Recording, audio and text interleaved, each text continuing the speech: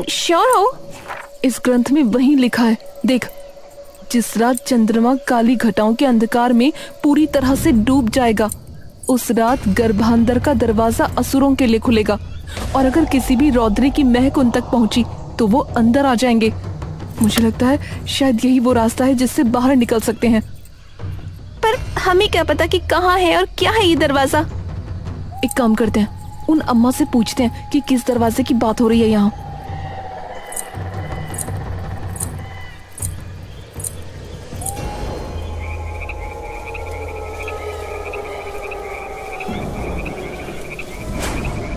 पूछ लें अभी। अवनी पलके उठाकर चमेली की ओर देखती है। अम्मा। ये सुनते ही चमेली और झुमली दोनों उसकी ओर देखते हैं। मैं आपको बुला सकती हूँ ना अम्मा? बिल्कुल मेरी लाडो, तेरा जो मन करे तो वो बुला। अम्मा, मैंने गर्भांतर के अंदर एक दिन के बारे में पढ़ा है, उसके बारे में पूछना था। पूछ लाडो, क्या पूछना है? इसमें लिखा है कि कोई ऐसा दिन आता है जब चंद्रमा की रोशनी खत्म हो जाती है और उस दिन कोई दरवाजा खुलता है, ऐसा कुछ लिखा था। अच्छा, हनेर की रात कल ही तो है। हर बरस में एक बार आती है ये रात। लाडो, इस दिन की रात को चंद्रमा ना आता आसमान में, और इस अंधेरे में गर्भांधर का वो दरवाजा खुलता है जिसके परे असुर रहते हैं। जो भी असुर इस गांव के आसपास आने की कोशिश करता है, भूरमा उसे अपने काल चक्र में फंसाकर उस दरवाजे के पीछे धकेल देती है। तो किसी ने देखा है दरवाजा आज तक इस गांव में? चमेली एकदम से डरकर बोलती है। ना लाडो ना, उस रात तो कोई रौद्री घर से बाहर ना निकलती। अगर बाहर निकली तो असुर को हमारी खुशबू आ जाएगी और वो अंदर घुस आएगा। तुम भी मत निकलना कल रात को बाहर, आ गई समझ? अवनी और मेघा चुपचाप एक दूसरे की ओर देखते रहते हैं। चलो अब फटाफट रोटी खा के सो जाओ, कल तुमने गांव दिखा लाऊंगी। हाँ, सुबेरे। जी अम्मा।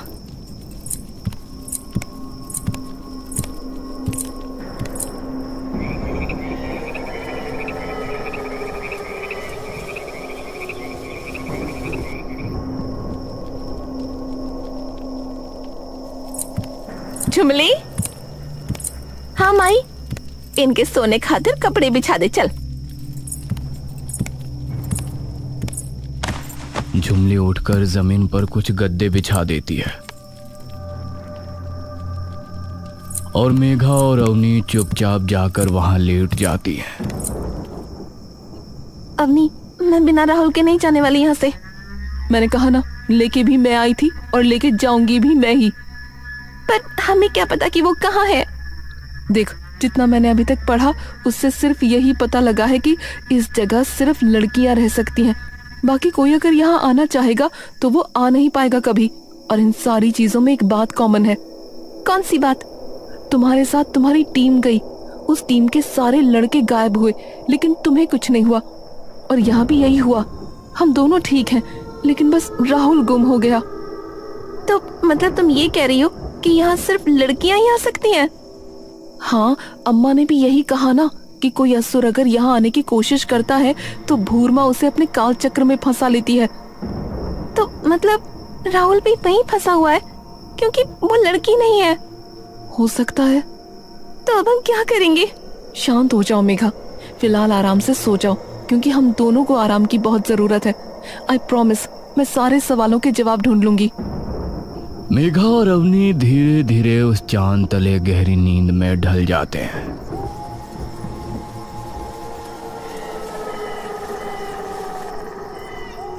अवनी पूरी तरह से नींद में होती है कि तभी एक पानी की बूंद अचानक उसके माथे पर आ गिरती है और तभी एकदम से अवनी की आंखें खुलती है।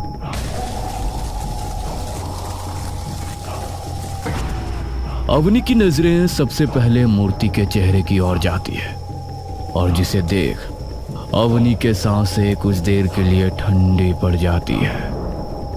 डर इस तरीके से अवनी के दिमाग को जकड़ लेता है कि अवनी कुछ देर के लिए अपनी गर्दन तक हिलाने की हिम्मत नहीं जुटा पाती। ये अवनी धीरे से अपनी गर्दन घुमाकर देखती है कि मेघा भी उसके बगल लेटी है, लेकिन दोनों अब किसी घर में नहीं बल्कि मंदिर में काल भक्षिणी की उस मूर्ति के पैरों में लेटे हुए हैं। हम यहाँ कैसे आ गए? ये सब क्या हो रहा है? अवनी तभी मेघा को उठाने लगती है। मेघा, मेघा उठ, मेघा उठ। मेघा की आंखें खुलते ही सीधा काल भक्षिणी की मूर्ति पर पड़ती है, जिसे देख वो कुछ देर के लिए अपनी सांसें भूल जाती है। मेघा उठना, अभी डर के जमने का वक्त नहीं है। मेघा एक सांस में ही होश में आती है। हम यहाँ कैसे आ गए? हम तो अम्मा के घर सो रहे थे। मुझे भी नहीं पता, पर अभी के अभी चलो यहाँ से।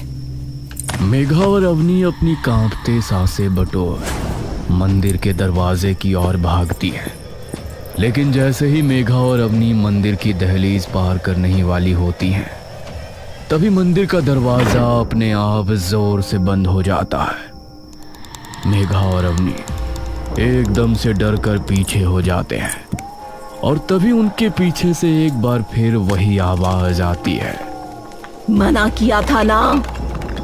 वह आवाज सुनते ही मेघा और अवनी के हाथ पांव एकदम से सुन्न पड़ जाते हैं। यो गांव ही थारी पूरी दुनिया है अब, और अगर यहाँ से जाने की कोशिश की ना तो ये समझ लेना कि पूरी दुनिया के खिलाफ जाने की कोशिश करी है। ये दुनिया मेरी बनाई गई है, यहाँ की हवा से लेके पानी तक सब मेरा है। उस आवाज को सुनकर अवनी की जुबान जरा भी नहीं हिल पाती। वहीं दूसरी ओर ये सुनते ही मेघा की खौफ से लड़खड़ाती जुबान एकदम से क्रोध की गर्जन में बदल जाती है। राहुल कहाँ है? के कहीं? अवनी तभी अपनी आंखें धीरे से मेघा की ओर घुमाती है। मेघा, नहीं, मत कर। मेघा तभी एकदम से गुस्से में पलट जाती है। मेघा नहीं। राहुल कहाँ है? मैंने पूछा। अवनी मेघा का हाथ पकड़ उसे पीछे की ओर खींचने लगती है। मेघा मत कर, रहने दे। मेघा की आंखें अब पूरी तरह से आंसुओं से भर चुकी है। राहुल कहाँ है? बताओ मुझे। तभी बाहर से ऐसी गर्जन उनके कानों में गूंज उठती है मानो आसमान फट पड़ा हो। बिजली की चमक काल भक्षिणी की मूर्ति पर ऐसे पड़ती है मानो ये बिजली नहीं काल भक्षिणी का क्रोध हो। देखना है तो मेरी आंखों में देख। मेघा और अवनी जैसे ही उसकी आंखों में देखते हैं, तभी उनकी आंखों में अजीब सी रोशनी चमक उठती है। गंभीरा भविष्यति रात्रिः लीलाय सह्युव वर्ण संयुक्तः काल चक्र प्रवर्तते काल भक्षिणाय। राहुल को ऐसी बेजार हालत में देख मेघा के पैर एकदम सुन्न पड़ जाते हैं और मेघा धड़ाम से घुटनों के बल जमीन पर गिर जाती है। पड़ गई ठंडक कलेजे में। देख लिया? ये क्या क्या किया आपने उसके साथ? ये अब मेरे काल चक्र में फंस चुका है। अब इसका इस चक्र से निकलना नामुमकिन है। कुछ ही दिनों में इसे अपने आप मुक्ति मिल जाएगी। भूल जा इसे। अब से तुम दोनों का सब कुछ यही है। मेघा और अवनी एक टक काल भक्षिणी की आंखों में देखते रहते हैं और एक ही दम से उनके सामने का मंजर धुंधला पड़ने लगता है और देखते ही देखते अवनी और मेघा की आंखें अचानक बंद होने लगती हैं।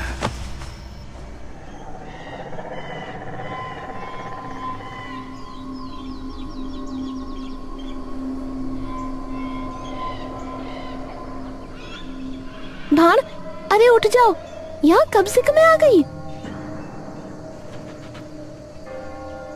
अरे उठ जाओ, तुम यहाँ क्यों सो रही हो? मेघा और अवनी एकदम से झटपटाकर उठ खड़े होते हैं। क्या हुआ? तुम दोनों यहाँ कैसे आई और यहाँ क्यों सो रही हो? अगर इन्हें बताया तो ये कभी नहीं समझेंगे। वो थोड़ा सा मन बेचैन हो रहा था हमारा, तो सोचा थोड़ी देर भूरमा के दर्शन कर लें तो शायद शांत हो जाए। अच्छा चलो ठीक है, आ जाओ, माई बुला रही है तुम्हें। ठीक है।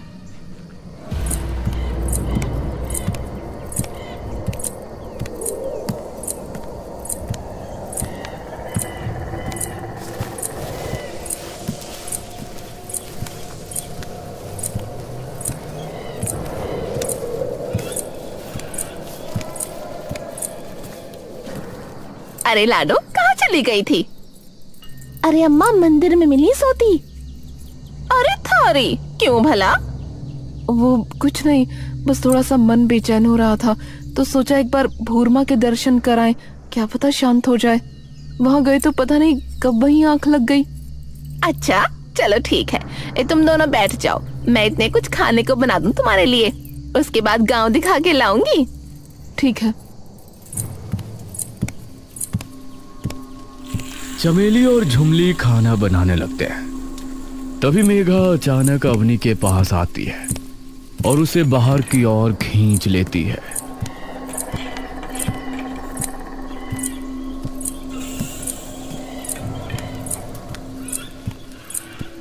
अवनी, राहुल राहुल ढूंढ लेंगे, चिंता मत करो। पर कैसे ढूंढेंगे? धीरे देखो, हमें ये तो पता लग चुका है कि राहुल उसके काल चक्र में फंसा है। अब हमें बस ये पता लगाना है कि वो जगह है कहाँ। पर तुमने सुना ना वो क्या कह रही थी, जल्दी उसे मुक्ति मिलने वाली है। यानी अगर हमने उसे वहां से नहीं निकाला तो कुछ नहीं होगा, तुम चिंता मत करो, पहले अंदर चलो। अवनी और मेघा वापस अंदर चले जाते हैं।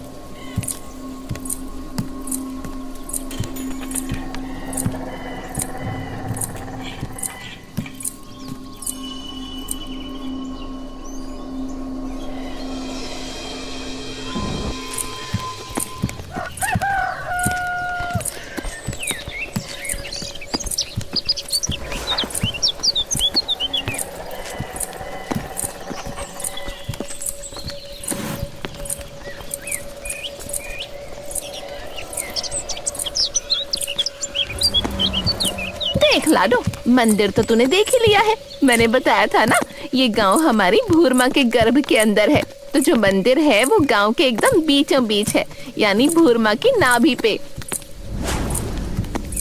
चमेली आराम से अवनी और मेघा को पूरा गांव दिखा रही होती है।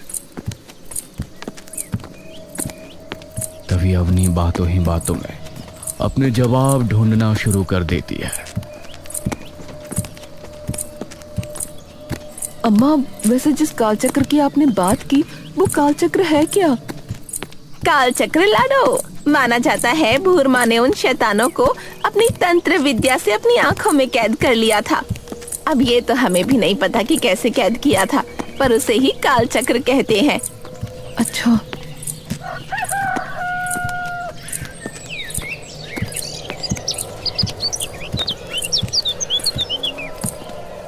सब लोग वापस घर आ जाते हैं और अवनी फिर वो गर्भ पुराण उठाकर उसका एक एक पन्ना छानना शुरू कर देती है, जिसे पढ़ते पढ़ते लगभग शाम हो जाती है।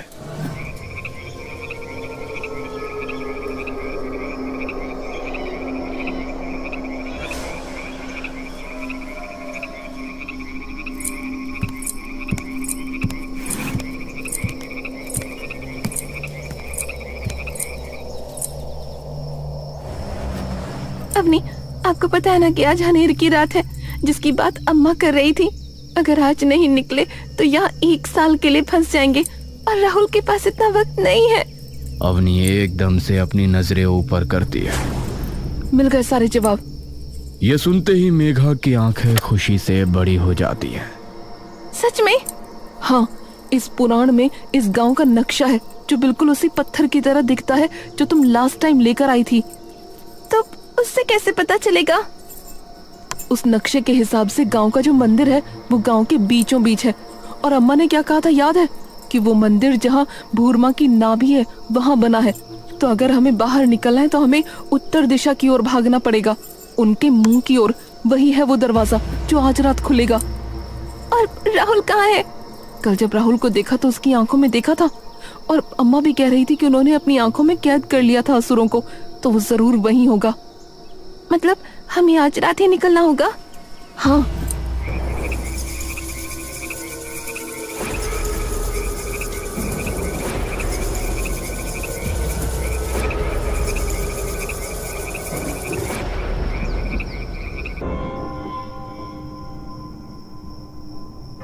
अवनी और मेघा धीरे धीरे वहां से उठने लगते हैं। सो गए? हाँ, चल यही सही वक्त है।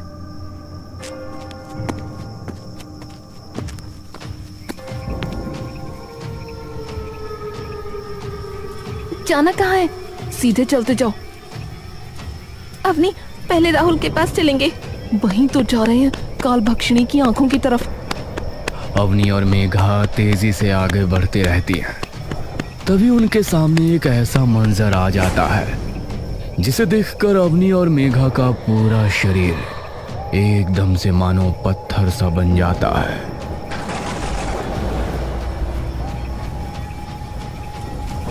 मॉम, डैड, माँ?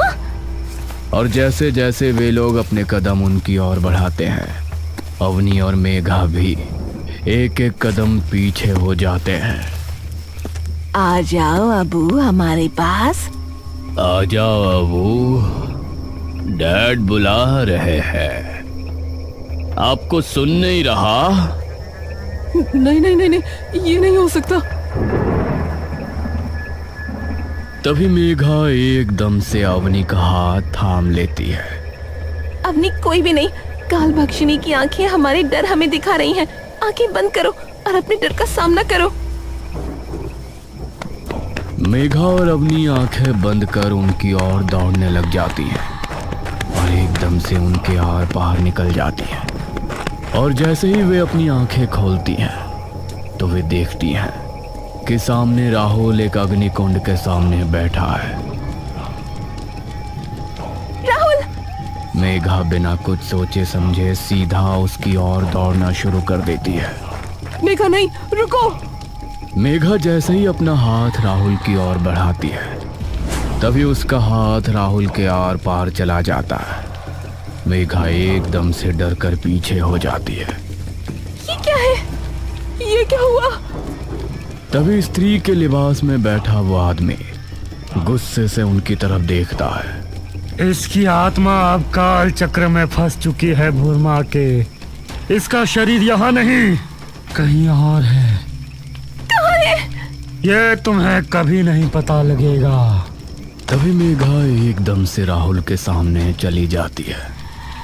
राहुल उठो! राहुल, मैं हूँ मेघा, तुम्हारी मेघा। राहुल उठो ना। तभी एकदम से राहुल की आत्मा झटपटाने लगती है। नहीं नहीं, ये क्या हो रहा है? एकदम से राहुल की आंखों में उसकी पुतलियां वापस आ जाती हैं। मेघा, ये मैं कहाँ हूँ? ये सब छोड़ो, पहले हमारे साथ चलो। तुम्हें तुम्हारे शरीर तक जाना होगा। हमारे पास वक्त बहुत कम है, सुबह होने ही वाली है।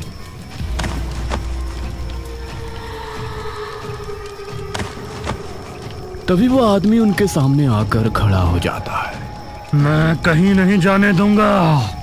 लेकिन राहुल तभी गुस्से में उसे धकेल के नीचे गिरा देता है। तुम्हें ये पता है कि तुम्हारा शरीर कहाँ है? मुझे तो ये नहीं पता कि मैं यहाँ आया कैसे। एक मिनट, अगर इसकी आत्मा यहाँ है तो क्या पता शरीर दूसरी आंख में हो। हाँ, इसी तरीके से वो लोगों को अपने काल चक्र में फंसाती है, उनकी आत्मा और उनके शरीर को अलग अलग करके। मतलब हमें उसकी उल्टी दिशा में जाना है अब। मेघा, अवनी और राहुल तेजी से दूसरी दिशा की ओर भागने लगते हैं, जहां उन्हें एक पुरानी सी गुफा दिखती है। यही है, मैं महसूस कर सकता हूँ। मेघा, अवनी और राहुल जैसे ही अंदर जाते हैं तभी उन्हें दिखाई देता है कि अंदर राहुल एकदम अंधेरे में नीचे लेटा हुआ है।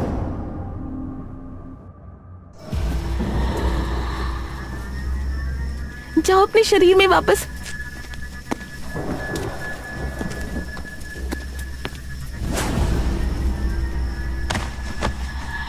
अब जल्दी चलो यहाँ से, सुबह होने वाली है। अवनी, मेघा और राहुल पूरी तेजी से काल भक्षिणी की मुंह की ओर बढ़ने लगते हैं। तभी उन्हें दिखता है कि सामने से कई सारी औरतें हाथ में मशाले लिए उनकी ओर आ रही हैं। सबकी आंखें एकदम सफेद। ये सभी यहाँ कैसे? क्या कर रहे हैं ये? तभी वे देखते हैं कि सामने से एक औरत जिसके मुंह पर पल्लू ढका है, हाथ में मोटे मोटे कड़े हैं।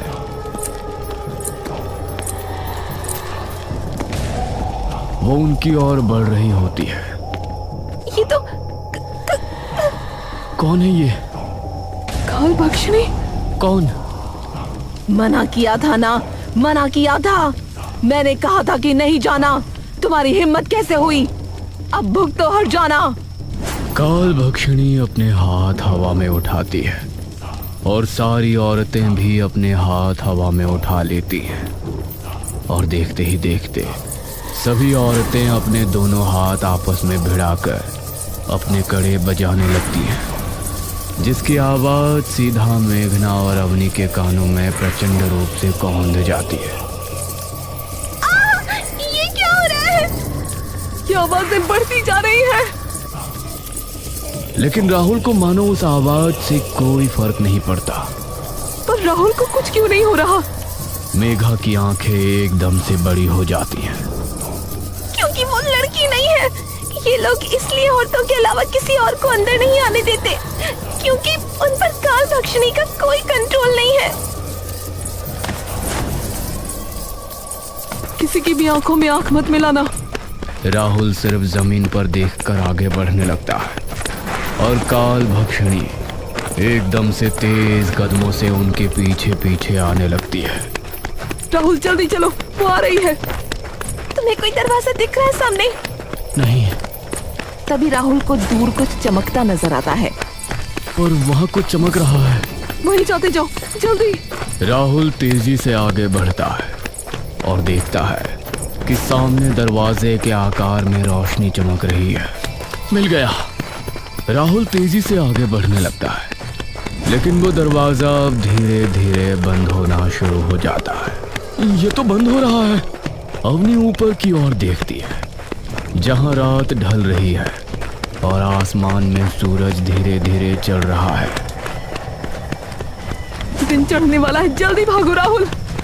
राहुल तेजी से उस दरवाजे की ओर दौड़ना शुरू कर देता है और जैसे ही वो दरवाजा बंद होने वाला होता है, राहुल तभी कूद कर खुद को, मेघा को और अवनी को उसके पार निकाल लेता है।